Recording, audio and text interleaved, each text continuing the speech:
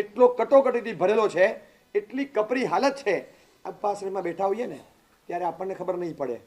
ઘરના બંગલામાં એસી ચાલુ કરીને છાપું વાંચતા હોય કે સોશિયલ મીડિયા પર એક્ટિવ હોઈએ, ખબર નહીં પડે કે કોઈક ઘરમાં શું ચાલી રહ્યું છે. સવારે 8 વાગે જાગવાવાળા આપણે, 6:30 7 વાગે જાગીને વોક પર જવાવાળા આપણે, પણ સવારે 4 વાગ્યામાં જાગી અને ઘરના 5 માણસ કામે લાગે. 2 જણા પાણી ભરે, 1 જણ ઘરનું નાનું મોટું કામ સંભાળે, 2 જણા ખાખરા પાપડ વણતા હોય. એ 4 થી 7માં બધા એક્ટિવ હોય અને 7 વાગ્યા પછી પોતપોતાનું ભણવાનું, નોકરી ધંધાનું કામે લાગે. અને 4 થી 7 બધા શું કરે છે એ તમે જુઓ તો ખબર પડે. ઘરના 5 માણસો ભેગા થઈ અને શું કાર્યવાહી કરતા હોય એનું કારણ છે. પહેલાં આટલો મોટો ડાઉનફોલ કદાચ નહોતો.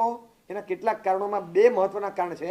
એક ધંધા તૂટવાથી અને બીજા નંબરમાં ગામ છૂટવાથી સાધર્મિકોની બેહાલી થઈ. ગામો છૂટી ગયા. જે ગામોમાં હતા ને બહુ સરસ હતા અને ત્યાં નાનું નાનું થતું હતું. શહેરોમાં આવ્યા એટલે સ્વાભાવિક ઘર ખર્ચ બહુ મોટો થઈ ગયો અને એ અહીંયા બહુ અસાધારણ સ્પર્ધાની વચ્ચે જીવવું એના માટે એટલું બધું દુર્લભ થઈ ગયું કે શ્વાસ લઈને શ્વાસ મૂકવો એટલે જીવન લઈને જીવન મૂકવા જેવું.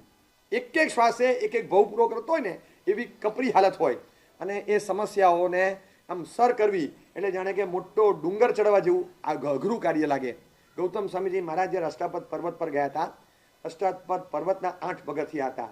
એક એક યોજનના એક તાપસો, ત્યાં કેટલાક તપસ્વીઓ હતા. પહેલે બીજે ત્રીજે પગથિયે તો ટીંગાઈ ગયા હતા, કોઈ ચડી ન શકે ઉપર.